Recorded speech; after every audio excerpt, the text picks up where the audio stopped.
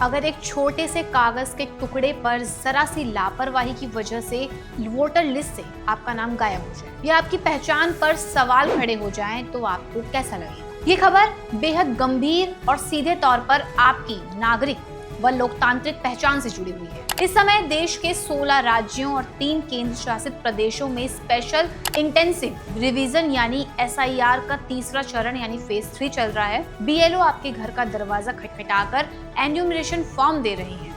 लेकिन जमीनी स्तर से जो खबरें सामने आ रही हैं वे चिंता बढ़ाने वाली है। अनजाने में ही सही, लेकिन इस फॉर्म को भरते वक्त 5 ऐसी भयानक गलतियां कर रहे हैं जिससे सत्यापन रुकने और फॉर्म रिजेक्ट होने का पूरा खतरा बना हुआ है।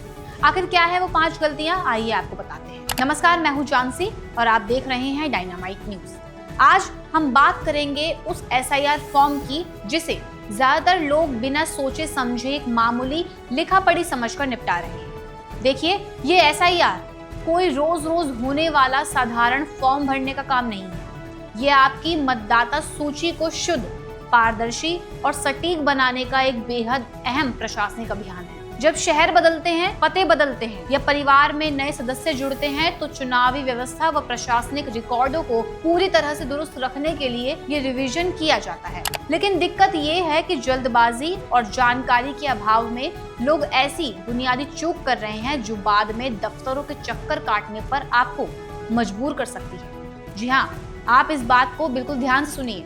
अब बात सीधे मुद्दे की कर रहे हैं। आखिर लोग कौन सी वो 5 बड़ी गलतियां कर रहे हैं, मैं आपको समझाती हूँ, जिन्हें BLO यानी बूथ लेवल ऑफिसर बार बार उजागर कर रहे हैं।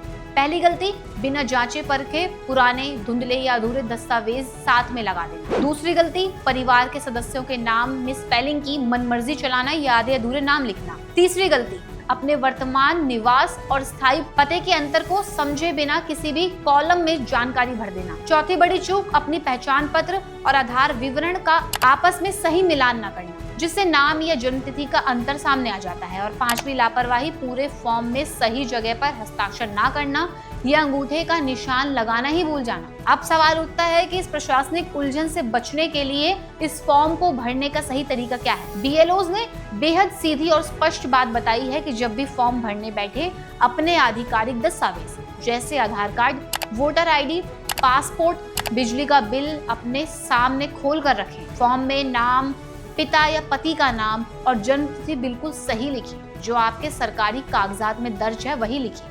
अगर आप नए पते में शिफ्ट हुए हैं तो नया वैलिड एड्रेस प्रूफ साथ में लगाना जरूरी है।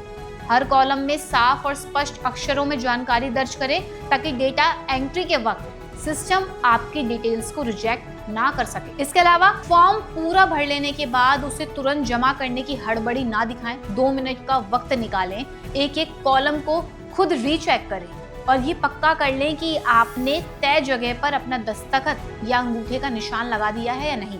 याद रखिए, ये सिर्फ एक फॉर्म जमा करने का काम नहीं है, यह आपकी और आपके परिवार की चुनावी व नागरिक पहचान को सुरक्षित रखने की सबसे पहली और सबसे मजबूत कड़ी है।